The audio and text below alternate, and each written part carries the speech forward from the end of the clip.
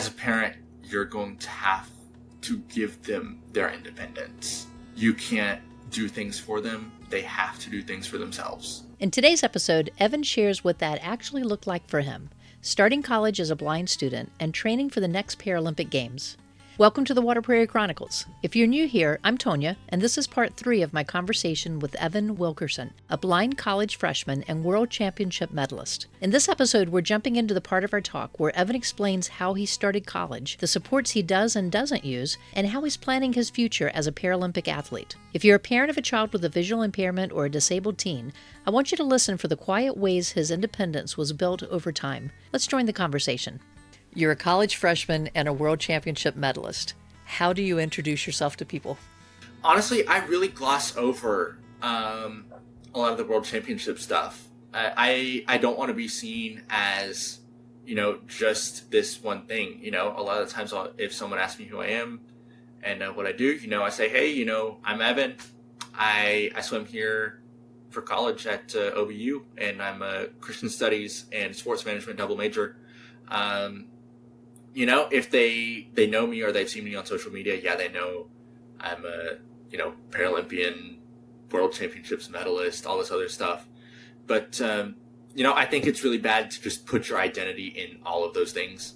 And so, not like I'm going to hide it, but it's also not going to be the first thing I introduce myself as. Good answer, by the way. So what was your biggest fear about leaving home for college? The question was as a visually impaired athlete, but that really doesn't matter. What was your biggest fear about leaving home and going off to college? That's a really great question. And honestly, I think I'd have to say that, I wouldn't be prepared to get around campus or to, create a friend group or anything like that, which, as we've talked about earlier, both of those things were quickly dispelled from my mind. Navigating this campus is very easy, especially with Titus, and then having kind of coming into campus already as part of a team is tremendously helpful in establishing those social connections. And even though I wouldn't consider myself a huge extrovert, I know how to be outgoing, and I'm not afraid to just walk up to some random person and introduce myself and start talking. And so that's helped me out a ton as well. I don't see you hiding out in your dorm room and never going anywhere. No, not at all. So in regards to the academic life, what supports are you plugging into that the school has to offer for you? Honestly, not much. A lot of the things I've come across have been very easy to make accessible, either by me or by my professors. They just send me, if it's a paper assignment, they just send it to me in a Word doc. I fill it out that way, email it back to them. We did have a geography test, which was interesting because it was 252 locations. I apologize. That you had to know where they were. And of course, labeling a map was going to be a little difficult for me. And so we did it. I had to describe everything in text. It was pretty brutal, but I ended up doing really well on that. So, there's always a way to figure this sort of stuff out, especially when the professor is willing to work with you and willing to kind of think outside the box a little bit. Great. Are you using extended time or private setting or anything like that? Not as of now, no. I find myself very, very easily able to keep up with the workload, and for quizzes and things, I'm a fast typer and a fast listener, so a lot of the times by the time a normal sighted person is halfway done, I'm 70-80% of the way done, just because I can type quick and I can read quick. Of course, if I had to take a math class, it would be a whole different story, but I haven't really found myself in need of anything like that. Did you register with Disability Services, though, or whatever they call it at the school? Just to have a safety net, and then also just to get some stuff made accessible around campus. We're missing some truncated domes in some pretty key places. And so they're getting those put in for me, as well as kind of just simple things like getting room numbers for some of the older buildings, and labeling the drink machines and that kind of thing as well. Nice. So it sounds like across the board they've embraced you being there and are working with you. Oh, yes, they are fantastic. Listeners, the school that he's in is not a 5,000 student school. So wherever your child ends up going to school, the size of the school should not keep them from being able to work with them. No, it shouldn't. We are 1,500 students, and I think they have probably done a better job than what college did for my sister. And of course, that is a huge school. So I think the size of the school isn't really going to impact the school's ability to make things successful or not. All right. So what are your goals for the next Paralympic cycle while you're finishing college? So this Paralympic cycle is going to be pretty key. A lot of it's going to hinge on if I get classified this year or not. And, if I get classed down as an 11, the goal is to really get as big a lead in the 100 backstroke as I can, go into LA with, plans to podium in as many things as I can, just because that's going to be more my level of vision, people I'm racing against. And so it's going to be a really equal playing field.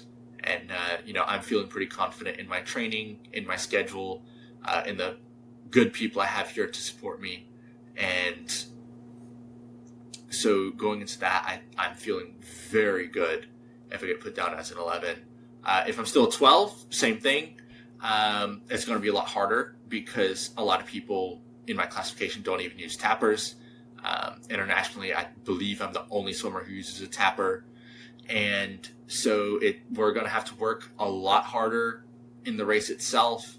But the goal in LA is still to make the podium in as many things as I can, whether that's, gold, silver, or all bronze. In my book, podium is podium. And so that's kind of generally my general outline for the next few years. Of course, we have Pan Pacific next year and World Championships in 27. But I haven't really sat down and established complete goals for those yet. Right. And for school, when does the season begin? So the season started. We pretty much start right off the bat.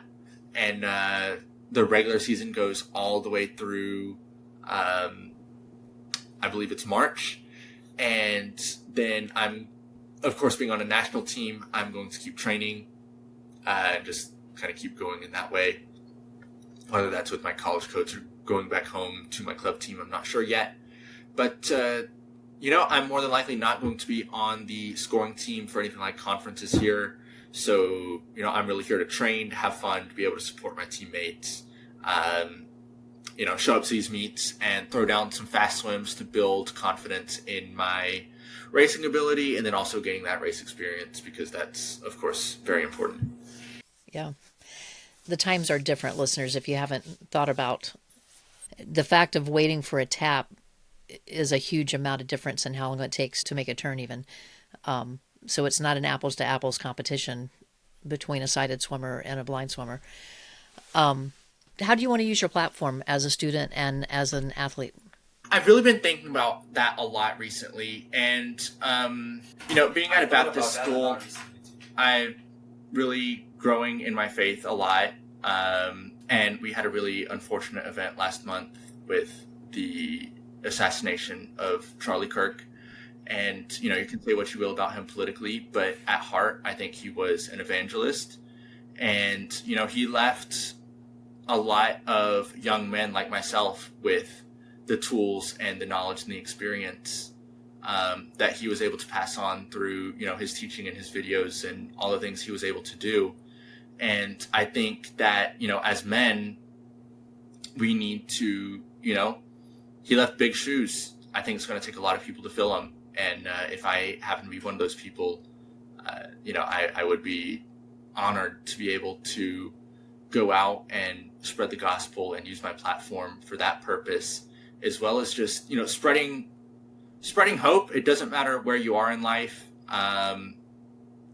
Look at me. I'm blind from North Carolina, town outside of Raleigh that no one's probably ever heard of much. and I've made it to this international level. I'm successful in college. It really doesn't matter where you are in life. If you have the goal and the drive, and you're willing to find the tools and adapt and have a purpose and be willing to take huge, massive risks and, but be reasonable with them and know that they're going to pay off for you as much as they can, you're going to be able to do just fine in this world. I like that. And I appreciate you mentioning Charlie too in that. So final question before we close up this. How, in one sentence, what would you tell parents who worry about their child's independence? As a parent, you're going to have to give them their independence. You can't do things for them. They have to do things for themselves. I hope Evan's story encouraged you, especially that final reminder that we can't do independence for our kids. As parents, our job is to give them the space, tools, and expectations they need so they can do hard things for themselves. If you missed parts 1 and 2 of my conversation with Evan, where we talk about his vision loss, burnout, getting his guide dog Titus, and winning a world championship medal, I'll link those for you in the show notes so you can go back and watch those next. If this episode helped you, share it with another parent who's wondering what's possible for their child, and subscribe so you don't miss more stories like Evan's. And in the comments, tell me, what's one area where you're working on giving your child more independence right now? I'll see you next time.